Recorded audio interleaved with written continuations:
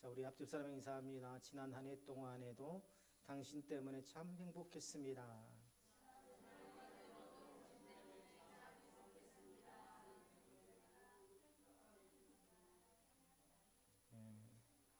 우리 희수가 입원 기간을 마치고 치료를 잘 받고 돌아왔습니다. 저 뒤에 우리 한번 손을 내밀어서 환영할까요? 주의 이름으로 환영하고 축복합니다.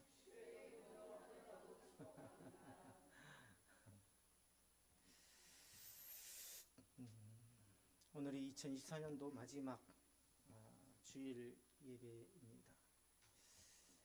예배를 함께 하지 못하고 병상에서 온라인으로 보고 있는 우리 정지희 집사님에게도 하나님의 놀라운 은혜가 있기를 주님의 이름으로 축원합니다. 에베소서 2장 11절로 22절 말씀은 예수 그리스도 안에서 이루어진 새로운 공동체의 화목과 은혜에 대해서 이야기하고 있어요.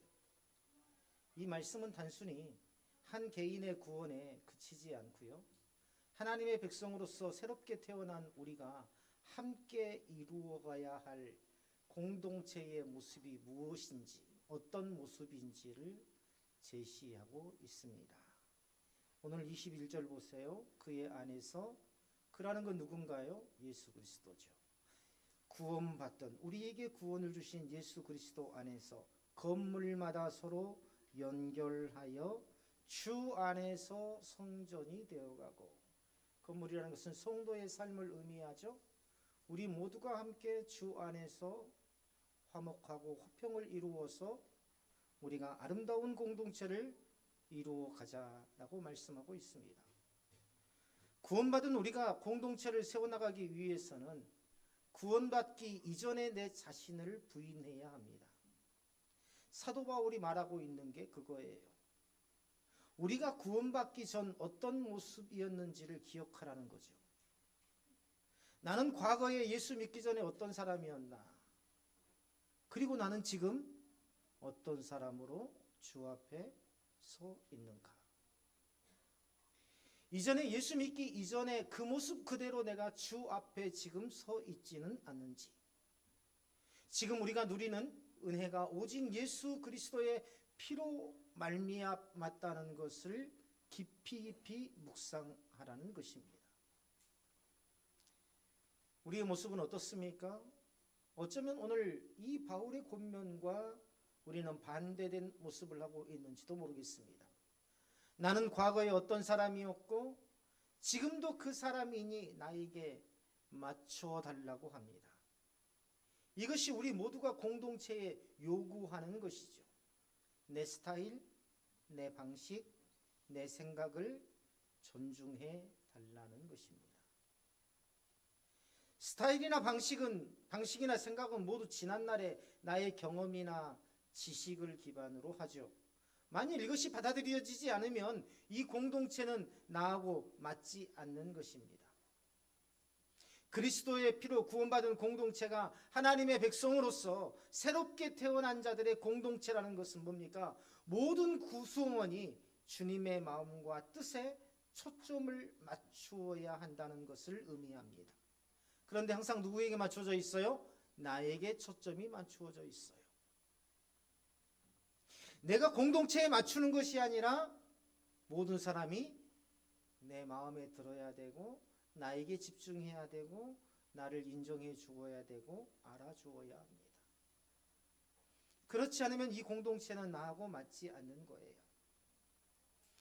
그리스도 안에서의 구원은요, 혈통, 출신 또는 율법적인 전통에 의해서 결정되지 않습니다. 우리가 너무나도 잘 알고 있는 내용 아닙니까? 구원이 특정 민족이나 배경에 속한 사람들에게 주어지는 것이 아니라 누구든지 예수님을 믿는 믿음을 통해서 얻을 수 있다는 의미입니다.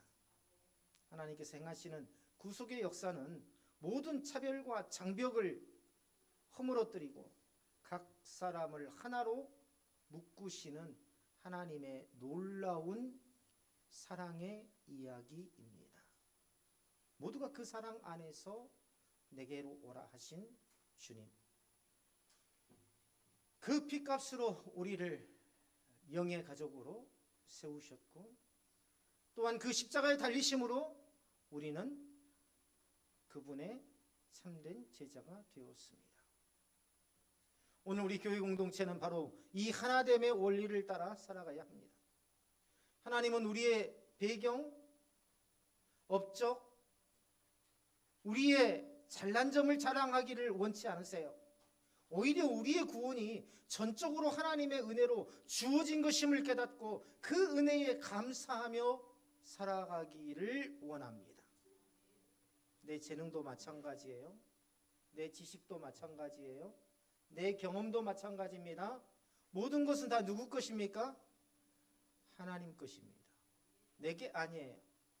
쓰고 안 쓰고의 결정은 내가 하는 게 아니라 누가 하시는 겁니까? 하나님께서 하시는 겁니다. 불러주셔서 쓰시겠다 하시면 우리 장로님께서 기도하셨듯이 불러주셔서 쓰시겠다 하시면 마땅히 드리는 것이 성도의 본분입니다. 우리가 이런 마음으로 살아갈 때에 교회 공동체는 화목과 사랑으로 하나 될 수 있습니다.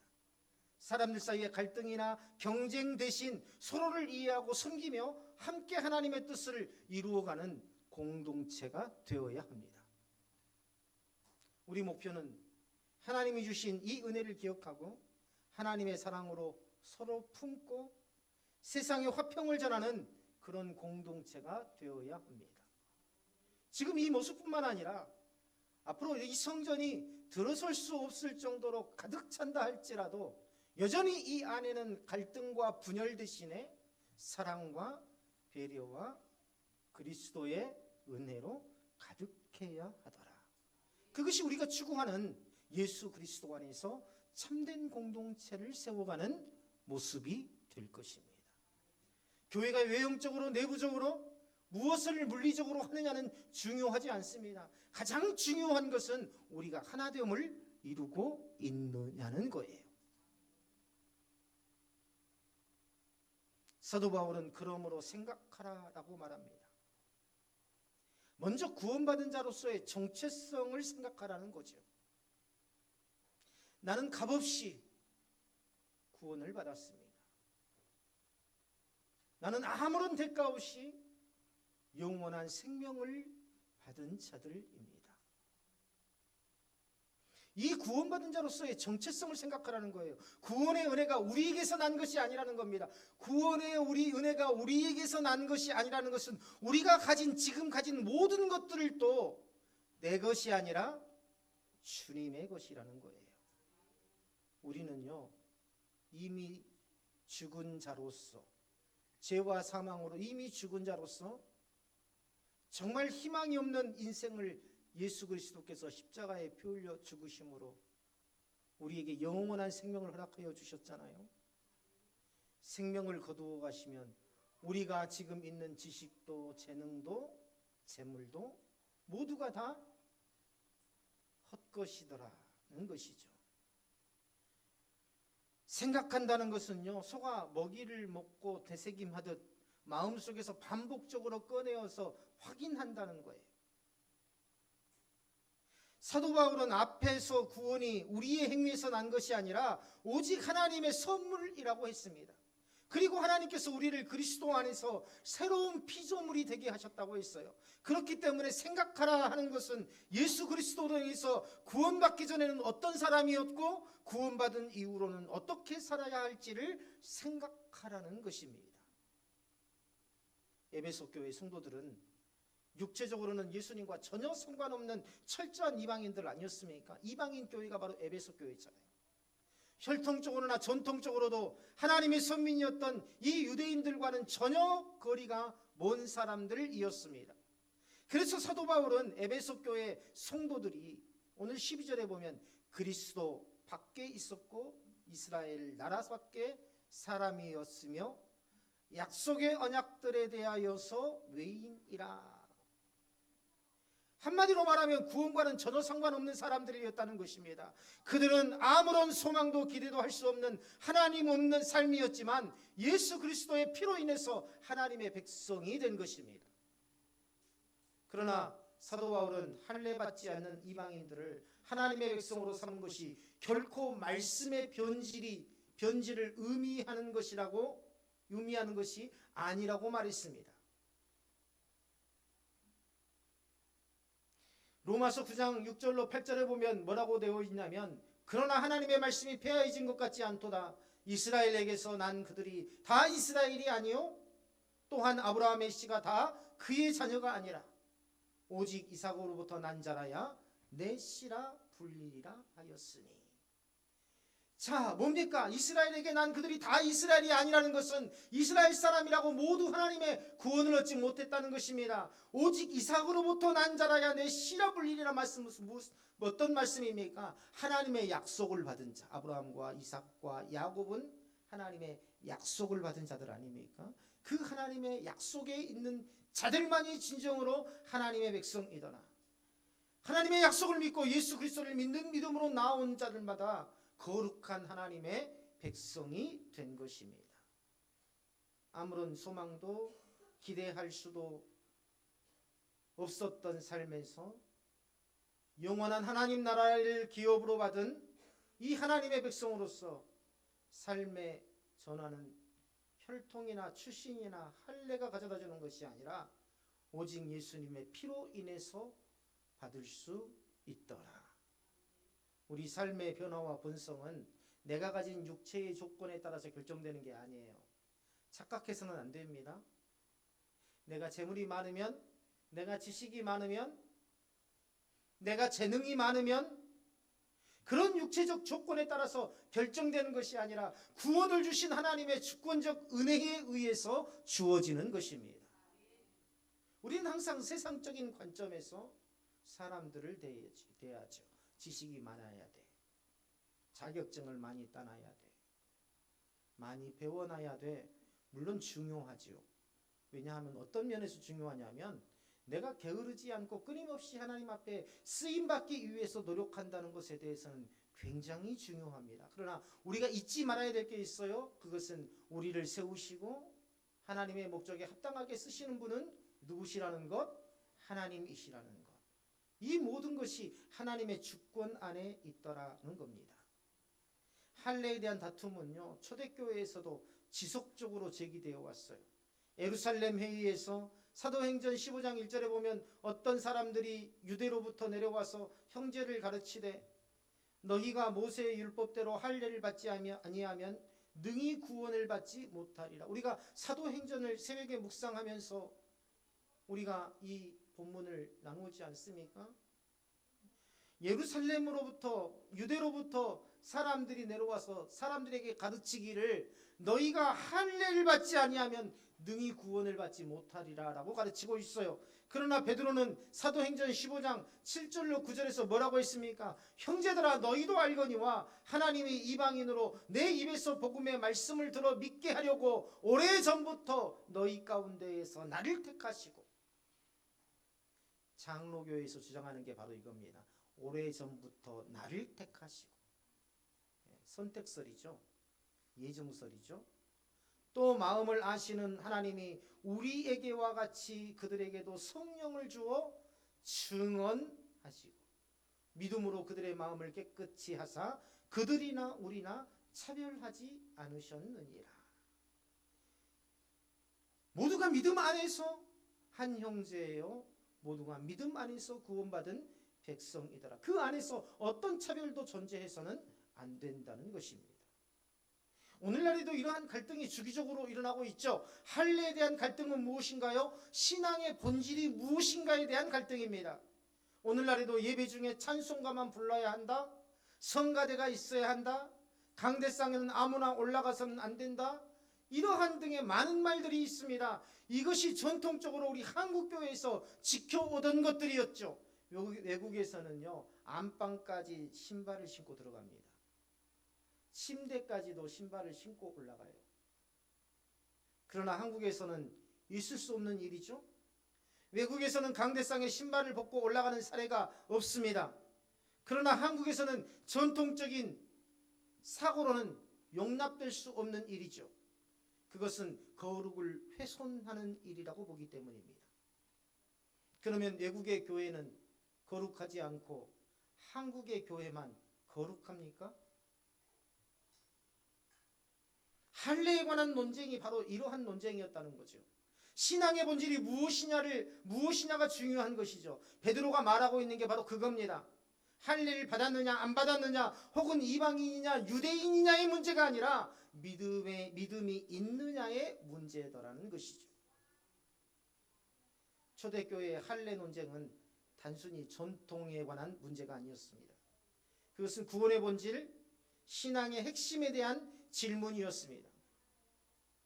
지금 내가 어떤 사역을 하고 있고 지금 내가 어떤 신앙적 노력을 하고 있느냐도 중요하지만 더욱더 중요한 것은 지금 내게 믿음이 있느냐는 것입니다. 믿음이 있을 때에 주님께서 말씀하셨지 않습니까? 너희에게 겨자씨 하나일 만한 믿음이 있었다면 놀라운 하나님의 역사를 내 삶 속에서 경험하게 될 것이다. 그런데 우리는요, 그 믿음조차도 갖지 않으려고 합니다. 내 믿음을 점검하지 않습니다.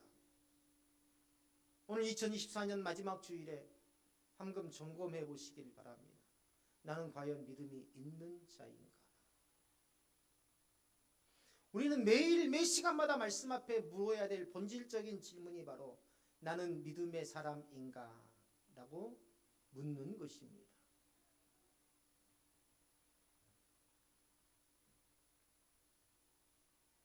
과연 구원을 받기 위해서 할례를 받아야 하는가? 아니면 믿음만으로 충만한가? 이것은 곧 교회 내에서 전통과 복음의 본질을 어떻게 조화롭게 이해할 것인가에 대한 고민이었어요. 오늘날 교회에도 초대교회 논쟁과 크게 다르지 않는 갈등들이 있다는 것을 경험합니다. 예배의 형식과 찬양의 스타일에 대한 논쟁이 대표적인 거죠. 어떤 이는 전통적인 찬송가만이 진정한 경배의 도구라고 주장하고 또 다른 이는 현대적이고 자유로운 찬양이 더 많은 이들에게 다가가는 방법이라고 믿습니다. 이 갈등 속에서 우리는 다시 질문해야 돼요. 과연 예배의 형식이 구원의 본질과 연관이 있느냐는 것이죠. 또 뭡니까? 세례 방식이나 세례의 시기를 둘러싼 논쟁, 할례 문제를 떠올리게 합니다. 세례보다도 침례가 더 성경적이라는 주장, 유아 세례가 교회의 전통을 계승한다는 입장, 마치 초대교회가 할례를 둘러싸고 치열하게 논의했던 이 모습을 떠올리게 하죠. 결국 뭡니까? 본질은 세례의 물리적 방식이 아니라 이것이 상징하는 믿음과 은혜임을 놓쳐서는 안 되더라는 것입니다. 하나님께서 우리에게 은혜와 성령을 부어주시기 위한 하나의 방편이더라. 성경 묵상도 마찬가지예요. 그것을 혼자만 하면 되지 단톡방에 올리냐 올리지 않았느냐의 문제. 아마 우리 다음 세대 아이들도 그런 생각을 하고 있을지 모릅니다. 올리지 않아도 됩니다. 하지만 다음 세대의 묵상이 단톡방에 활발하게 올라감으로 인해서 교회 공동체가 체감하는 영적 부흥과 장년에 대한 도전 의식은 하고 안 하고의 차원을 훨씬 뛰어넘는 가치 있는 것이라고 할 수 있죠. 안병찬 목사가 성경 전체를 묵상하고 묵상하지 않고는 별로 중요하지 않아요. 우리 동역자들도 알겠지만은요, 인터넷을 찾아보면 신구약 66권의 모든 말씀이 정리되어 가지고 모든 목사님들로부터 다 올라와 있습니다. 내가 성경을 신약 창세기부터 요한계시록까지 묵상하고 정리한 것이 뭐가 중요하겠어요? 그렇지 않습니까? 그건 객관적으로 봤을 때 별로 중요하지 않아요. 굳이 거기에다가 시간을 투자하느니 차라리 주일 예배 설교에 조금 더 집중하고 성도들에게 조금 더 집중하는 것, 이것이 더 중요하게 여겨질지도 모르겠습니다. 그러나 이것은요, 내 업적을 이루기 위한 게 아니에요. 하루라도 말씀 앞에 서지 않으면은 목회자로서의 이 사명을 감당할 수 없다는 것을 저는 누구보다도 잘 알고 있습니다. 이것이 내 마음의 본심에서 나오는 것이 아니라 믿음에서 나오는 것이 아니라 형식과 전통과 절차에 따라서 하게 된다, 껍질만 남게 된다는 것을 누구보다도 잘 알고 있기 때문에 그래요. 이 묵상이 잘된 묵상이든 이 묵상이 잘못된 묵상이든 본질은 뭡니까? 내가 하나님 앞에 바로 서고자 하는 그 노력을 끊임없이 매일 하겠다는 의지입니다.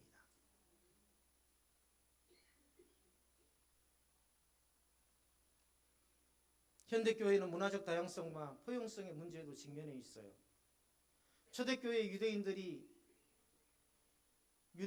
초대교회 유대인 성도들이 자신의 문화를 이방인에게 강요했던 것처럼 오늘날 일부 교회는요, 특정 문화적 관습이나 복장을 신앙의 필수 요소로 여깁니다. 그러나 복음은 문화를 초월합니다. 우리 교회는 이래요.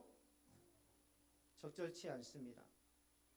하나님은 모든 민족과 언어와 백성을 부르시고 그들 각자의 모습을 받아들이십니다. 우리가 할례를 강요하지 않았던 초대교회의 지혜를 기억해야 하는 이유가 바로 여기에 있어요. 초대교회는 주께로 나오는 모든 자들을 다 주님의 백성으로 받았습니다. 그가 할례를 받았든지 받지 않았든지 외적이고 물리적인 조건, 이러한 것들을 초월해서 우리는 주 안에서 믿음의 공동체로 들어오는 모든 사람들을 사랑하고 또한 배려해야 합니다. 더 나아가 현대교회는 사회적 이슈를 둘러싸고도 혼란을 겪습니다. 요즘에 더더욱 그렇죠. 환경 문제나 사회 정의와 같은 주제, 더욱이 한국 사람들은 정치적인 문제에 매우 민감합니다. 그래서 그러한 것들이 신앙 공동체의 열띤 논쟁의 주제가 되기도 합니다. 단란했던 가족 모임이 정치 이야기로 변질되면서 그 안에서 다툼이 일어나고, 교회 안에서 충만한 은혜 가운데 예배드리던 그 교회 공동체가 정치적으로 나뉘어서 서로 싸우고 치열하게 다투는 그러한 모습은 이제 예전의 일이 아니죠. 이 논쟁의 핵심은 결국 초대교회의 질문과 다르지 않아요. 무엇이 복음의 본질인가? 우리는 무엇을 붙잡고 무엇을 내려놓아야 하는가? 우리는 좌파냐 우파냐를 따지기 전에 그리스도인입니다. 성도입니다. 하나님의 백성입니다. 우리가 바라보고 생각하는 모든 기준은 바로 성경에서 출발해야 합니다. 초대교회는 긴 논의를 거쳐서 결론을 내렸어요. 어떤 결론입니까? 구원은 오직 은혜로 이루어지고 어떤 외형적 요소도 이를 대신할 수 없다는 것입니다. 이게 진리입니다. 구원은 오직 은혜로 이루어지고 어떤 외형적 요소도 대신할 수 없더라. 어떤 물리적인 것도 대신할 수 없더라. 오늘날 이 교회도 이 진리를 붙잡아야 합니다. 전통과 변화, 복음, 문화와 복음, 본질과 비본질 사이에서 길을 잃지 않기 위해서 우리는 항상 은혜의 중심에 서 있어야 됩니다. 누가요? 내가.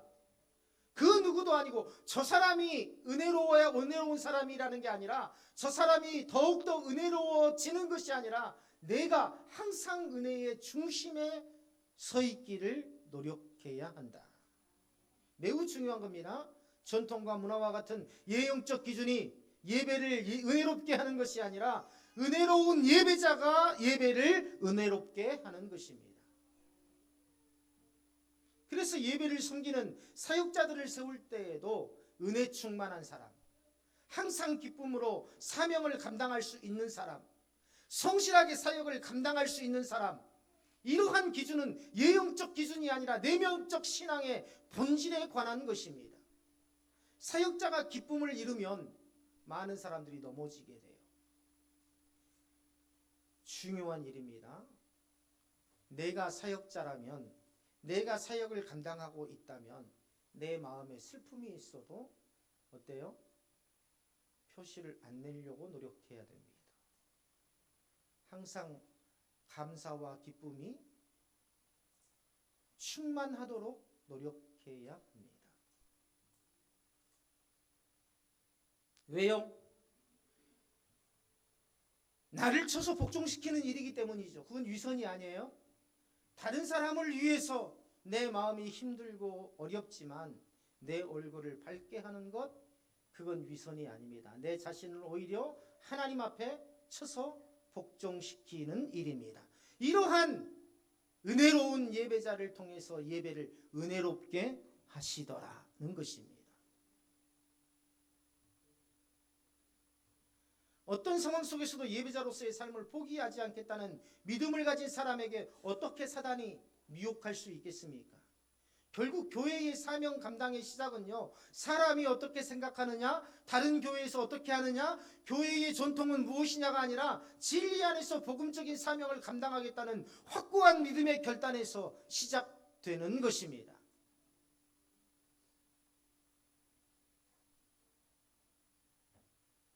우리 이정인 집사님하고 이종 집사님이 지난번에 나한테 그런 말을 해요. 목사님, 저희는 다른 사람처럼 대하지 말아주세요.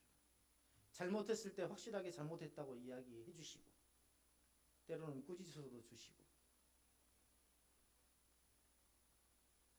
뭡니까? 무엇보다도 내 마음에 합당한 그러한 교회 공동체를 지향하지 않고 내가 이 교회 공동체의 방향성에 맞추겠다 하는 그러한 결단 아니겠습니까? 저도 그런 마음으로 사역을 감당해야 되겠다라는 생각을 했습니다.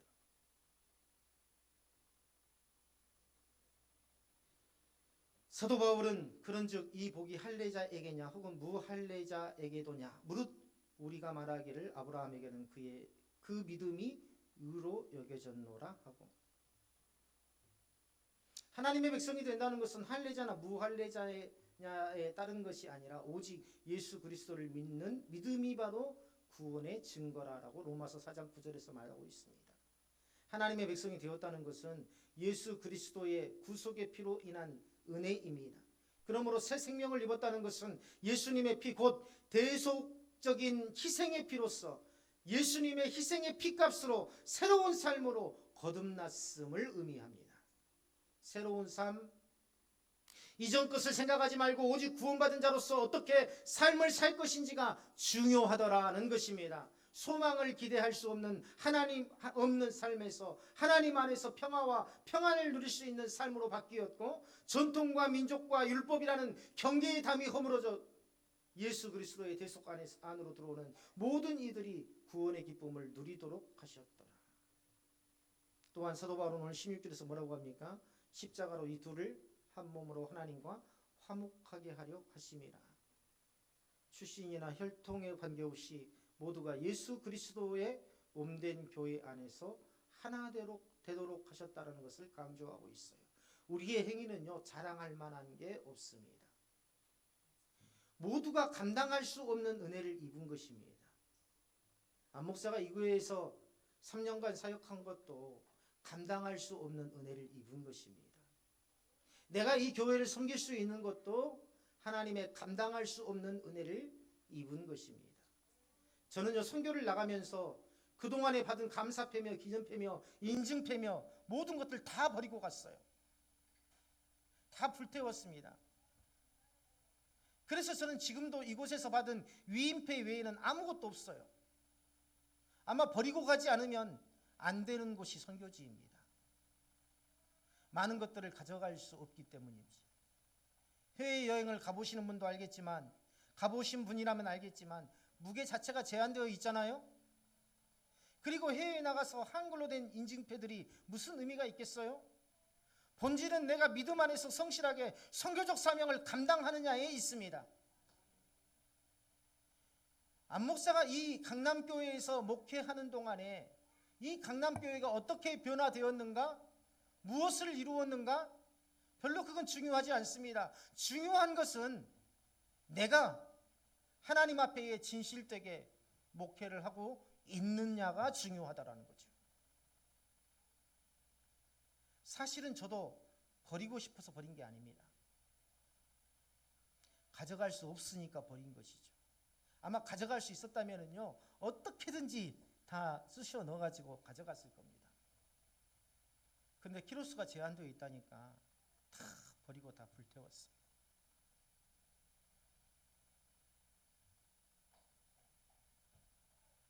온 방 안에 천장부터 바닥까지 책으로 한가득이었습니다. 사람들이 보면 여기가 집입니까? 도서관입니까? 그 책들 다 버리고 갔습니다.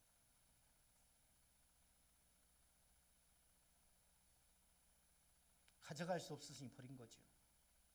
그런데 지금 와서 생각하니까 우리의 삶이 이와 같아야 한다는 생각을 합니다. 우리 모두는 사명을 붙든 자들입니다. 하나님의 나라에 가져갈 수 없는 것을 미련을 가져서는 안 됩니다.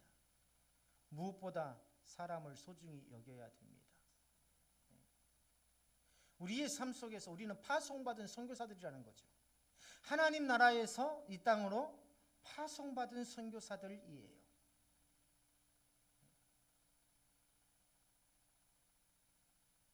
그래서 우리는 이 땅 위에서 가져갈 수 없는 것들에게 미련을 두어서는 안 됩니다.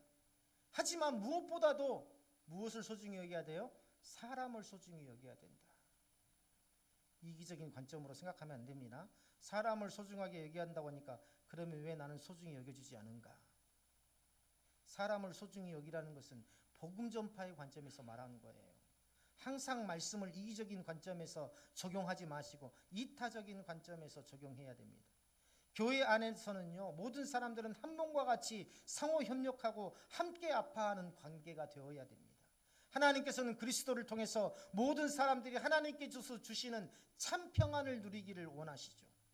온 땅에 충만하신 하나님께서 유대인과 이방인의 경계를 두지 않듯이 먼 곳의 사람들과 가까이 있는 사람들의 구별 없이 예수 그리스도 안에서 들어오는 모든 사람들이 공평하게 은혜를 나누도록 하셨어요. 모두가 성령 안에서 인도함을 받고 한 성령 안에서 교회를 세워가는 동역자로 세워져야 합니다. 그렇기 때문에 교회 안에서는 더 이상 출신이나 배경이나 혈통과 같은 전통적이고 관습적인 것들로 인해서 어떤 사람도 차별받아서는 안 된다고. 오늘 아침 뉴스 보니까 강진군 의회 뉴스가 나오더라고요. 지난 1년간 전혀 일하지 못한 강진군 의회. 젊은 청년 의원들을 계속 따돌림하고 민생에 대한 문제를 제기하려면 바로바로 정회를 선포해가지고 회의 자체가 무산돼 버리는 일들이 1년간 지속되어 왔었다. 그 모든 피해는 국민들이 보고 있다 하는 게 뉴스에 나와 있어요. 뉴스에. 분쟁이 있는 공동체는 결코 세워져 갈 수 없습니다. 축제로 인한 과도한 예산 집행으로 중앙정부의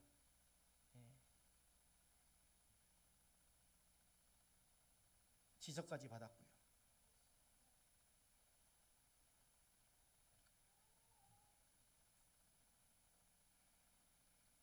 무엇을 위해서입니까? 우리 교회 공동체가 무엇 때문에 모여서 예배하고 믿음 안에서 하나 되어야 되는지를 우리는 잘 깨달아야 됩니다. 숫자를 자랑함도 아니고 재정을 많이 모아서 뭔가를 하려고 하는 것도 아닙니다. 우리 모두는요, 각자의 믿음이 강성하게 세워지지 않으면요 안 됩니다. 각자의 믿음이 강성하게 세워질 때에, 강건하게 세워질 때에 하나님의 나라를 위해서 쓰임받을 수 있고, 나아가 우리 교회 공동체가 하나님의 큰 역사의 중심에 설 수 있다는 것을 우리가 믿어야 합니다.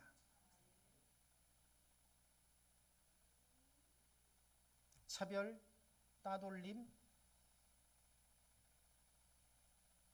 뉴스에 보니까 강진군 의회의 모습입니다. 1년간 지속적으로 따돌리고, 의사진행 발언하려고 하면 의사진행 발언을 주지 않고 바로 정회를 선포해버리고,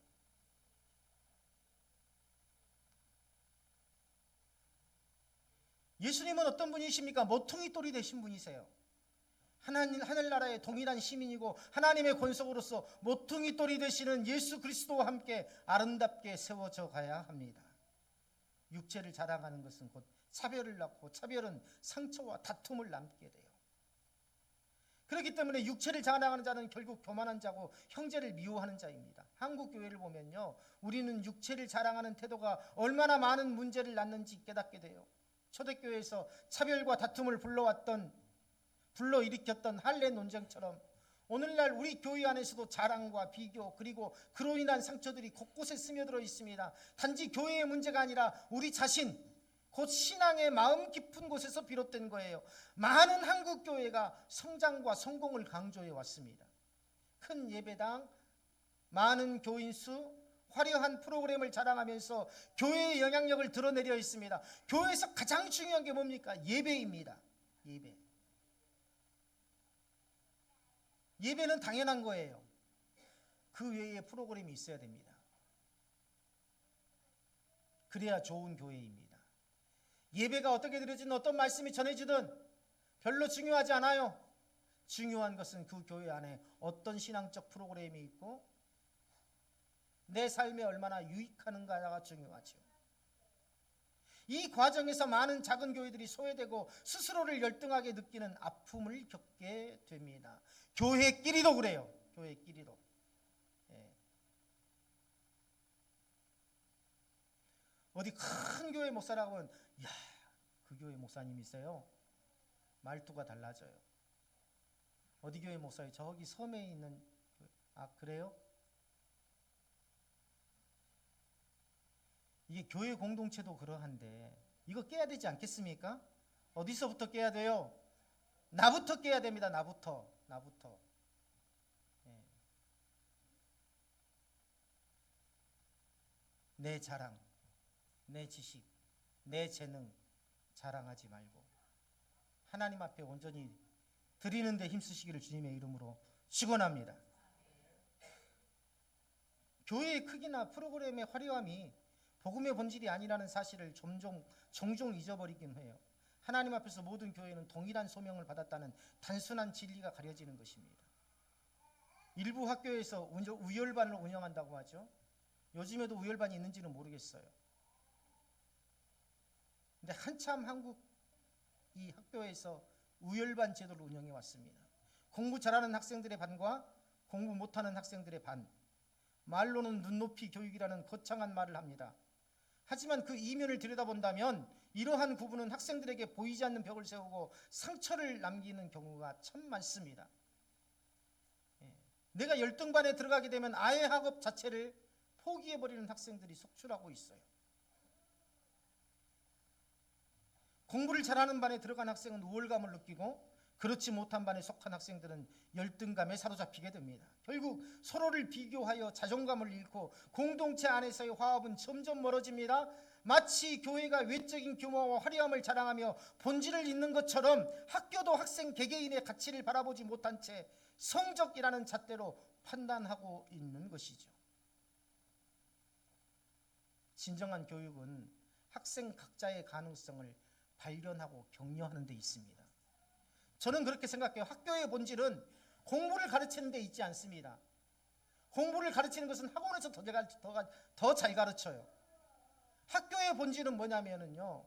학교는 공부를 잘하든 못하든 그 학생이 잘하는 것이 무엇이냐에 따라서 인생의 방향성을 잡아주고 거기에 맞는 지식을 전달해주고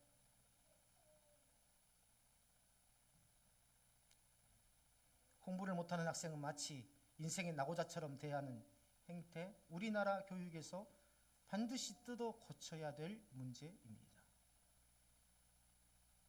국회에서 싸우는 국회의원들 보세요. 서울대 출신들이 수두룩합니다. 나라를 망치는 지도자들 보세요. 서울대생들이 수두룩합니다. 이 나라 이 민족을 지금까지 강건하게 선진국 대열로 세워놓은 사람들이 누굽니까? 주역들이 누굽니까? 전부 다 노동 현장에서 땀 흘리고 눈물을 흘리며 힘쓰고 애썼던 우리 어머니 아버지들 아닙니까? 마찬가지로 교회의 역할도 크기와 프로그램이 아니라 각 사람에게 하나님이 주신 은혜와 사랑을 깨닫게 하고 그 은혜를 세상에 나누는데 초점이 맞추어져 있어야 합니다. 누구나 하나님 앞에 동일하게 소중한 존재입니다. 학교에서나 교회에서나 외형적인 기준이 아니라 사람의 내면을 바라보고 격려하는 태도가 필요합니다. 예전에 우리 어른들 보면 저도 그런 소리 많이 듣고 자랐어요. 너 몇 학년? 몇 학년이요? 물어보면 공부 잘해? 사람을 판단하는 기준이 공부 잘해예요.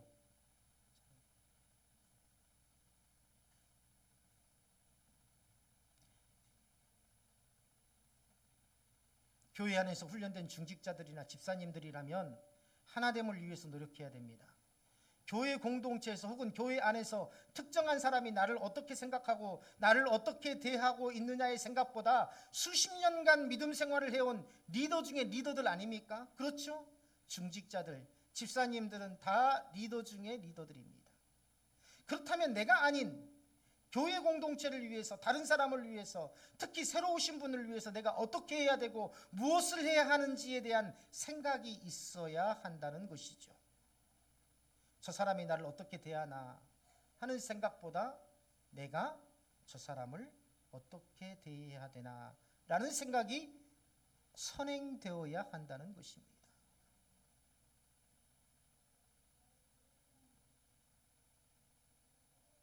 한국 교회는 물질적 축복을 지나치게 강조하는 분위기 속에서 신앙이 마치 성공의 도구처럼 여겨지는 일도 있습니다. 좋은 직장, 높은 지위, 풍요로운 삶이 신앙의 열매라며 자랑하게 될 때에 이걸 자랑하면 어때요? 아마 형제들 있으실 겁니다. 형제들 중에서도 전화해서 이번에 우리 아들이 어떻게 됐어, 뭐 우리 딸이 어떻게 됐어, 우리가 뭐 집을 이사했는데 엄청나게 큰 집으로 이사를 했어, 이번에 냉장고를 샀는데 최신식 몇 천만 원짜리. 그러면 상대적으로 마음이 어떻던가요? 박탈감을 느껴요. 박탈감을. 교회 안에서도 마찬가지입니다. 그래서 주보에 헌금 내는 사람 이름을 안 적는 겁니다. 그래서 그 액수도, 낸 액수도 말씀을 드리지 않는 겁니다. 신앙의 본질이 그게 아니기 때문에. 신앙의 본질은 나와 하나님과의 관계예요. 다른 사람이 나를 어떻게 보느냐의 문제가 아니라 나와 하나님과의 관계. 그것을 신실함이라고 합니다. 나와 하나님과의 관계가 어떠하느냐가 바로 이 신실함의 척도예요.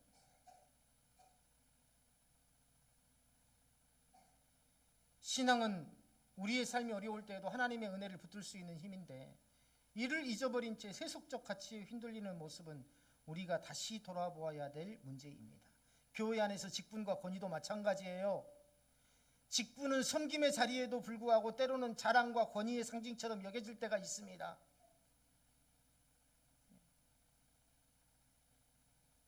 장로나 권사라는 직분이 단지 자신을 드러내는 도구로 사용될 때 교회 공동체는 상처를 받게 됩니다. 목사가 권위를 앞세워서 성도와 구별하려고 할 때에 교회 공동체는 상처를 입게 돼요. 예수님께서 너희 중에 누구든지 크고자 하는 자는 너희를 섬기는 자가 되어야 한다. 우리는 이 말씀을 되새겨야 됩니다. 내가 리더라고 생각된다면 섬김을 받으려고 하지 말고 섬겨야 합니다. 더 많이 섬겨야 합니다. 외모나 사회적 지위, 성공, 경제적 성공을 기준으로 사람을 평가하는 일이 교회 안에서 벌어질 때에 약자와 소외된 자들은 더욱더 상처를 입게 되더라.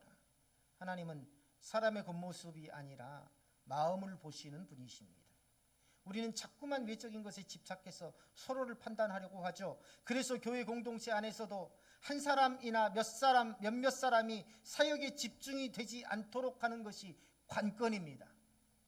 작은 교회에서는 그게 잘 안 돼요. 사람이 적으니까 이 사람이 이것도 하고 저것도 하고 저것도 하고. 그러나 작은 교회에서부터 우리가 뭡니까? 사역이 골고루 분산되게 해줘야 되는 것이 이게 관건이다. 왜냐하면 지속되면 그것이 섬김이 아니라 권리로 변질될 수 있기 때문입니다. 목사가 재정이 없을 때에, 재정위원들이 없을 때에 어때요? 헌금이 들어오면 그냥 본인이 기록하고 본인이 서랍에 넣어놨다가 본인이 갖다가 씁니다. 이게 사람이 없었을 때는 그렇게 할 수 있어요. 사람이 없으니까. 나중에 사람이 세워져도 그게 뭡니까? 사람이 있는데도 그게 뭐예요? 당연한 권리가 됩니다. 그래서 목회자의 사역도 분산되어야 되고 교회 공동체 안에 사역도 가능한 많은 사람들에게 분산되어야 합니다. 몇몇 사람에게 집중되면 문제가 일어나요. 이 모든 문제의 뿌리는 결국 육체를 자랑하는 데에 있습니다. 자랑은 교만을 낳고 교만은 차별과 다툼으로 이어져요. 그리고 그 다툼은 결국 교회 공동체에 깊은 상처를 남깁니다. 우리는 다시 2025년 복음의 본질로 돌아가야 합니다. 복음은 외적인 것이 아니라 내면의 변화와 하나님의 은혜를 전하는 것이죠. 사랑과 섬김이 없는 신앙은 참된 신앙이 아닙니다. 한국 교회가 진정으로 회복되기 위해서는 겸손과 사랑으로 서로를 섬기는 공동체가 되어야 됩니다. 하나님께서 우리에게 맡기신 사명은 세상 속에서 복음의 빛을 비추는 일입니다. 육체의 자랑이 아니라 십자가의 겸손으로 세상을 감동시키는 교회, 세상을 감동시키는 삶, 주변 사람들을 감동시키는 삶, 바로 그 교회가, 그 삶이 우리가 꿈꿔야 될 교회의 모습이고 내가 지향해야 될 삶의 모습입니다. 우리의 자랑이 아니라 하나님의 은혜만을 높이는 교회가 될 때에 한국 교회는 진정한 회복의 길로 나아갈 수 있더라. 우리가 학교에서 교육을 받는 이유가 무엇입니까? 학교를 졸업하고 더 큰 학교에 가서 더 큰 학교를 졸업하고 사회에 나가서 사회에 이바지하는 사람이 되라는 것입니다. 그런데 우리 교회는 항상 우리 교회, 우리 성도에 머물러 있어요. 우리 교회, 우리 성도. 항상 우리라는 이 바운더리 안에 있어야 하고 그래야 우리 교인이고 우리의 동역자라고 생각합니다. 안 됩니다. 그런 생각 완전히 버려야 합니다. 우리 교회가 추구하는 것은 세상에 그리스도의 영향력을 끼치는 공동체입니다. 이 교회 공동체만으로는 되지 않아요. 우리 교회만으로는 안 된다는 겁니다. 우리 모두가, 모든 교회가 함께 해야 돼요. 이기적인 생각으로는 절대 하나됨을 이룰 수도 세상에 영향을 끼치는 교회로서도 세워질 수 없다는 것을 잘 깨달아야 됩니다.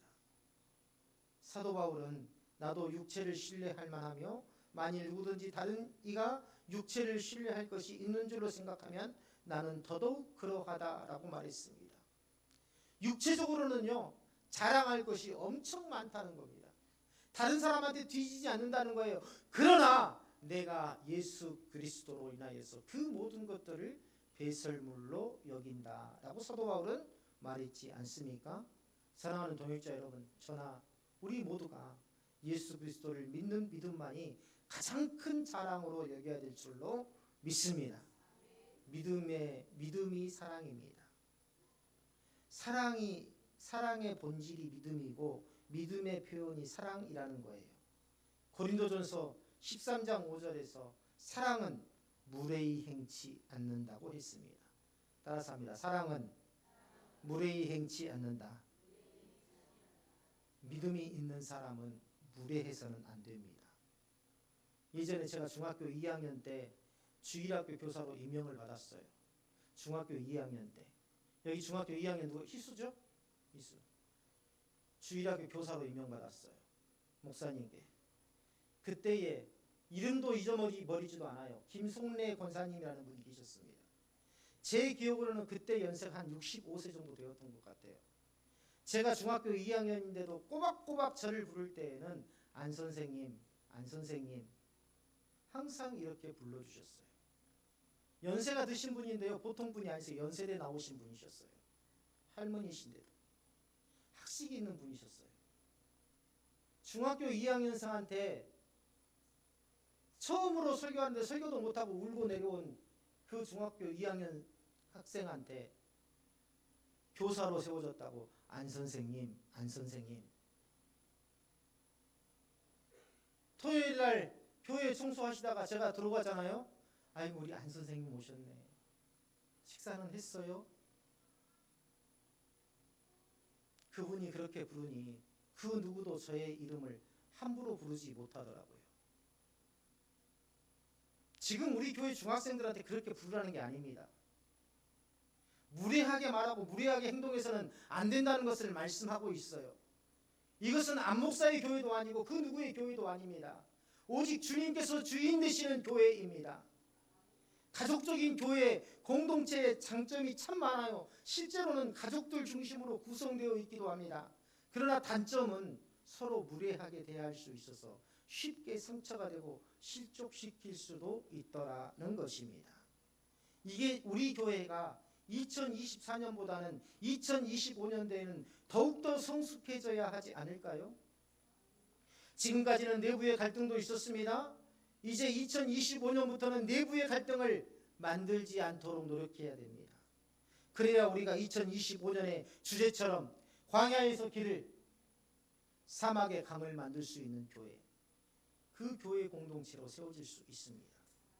광야의 길을 내고 사막의 강을 낸다는 것이 하나님께서 우리에게 그런 은혜를 주시라는 의미가 아니에요. 우리가 나아가는 길에 길을 내주세요, 우리가 가는 길에 강을 내주세요, 그런 의미가 아닙니다. 하나님께서 우리 교회를 광야의 길로 사막의 강으로 삼으시도록 하자는 것입니다. 나를 중심으로 공동체를 만들어 가려는 것이 아니라, 내 마음에 드는 공동체로 만들어 가려는 것이 아니라 예수 그리스도를 중심으로 공동체를 세워나가려는 노력이 우리 모두에게 필요하다는 겁니다. 하나님을 위해서 힘쓰시기를 바랍니다.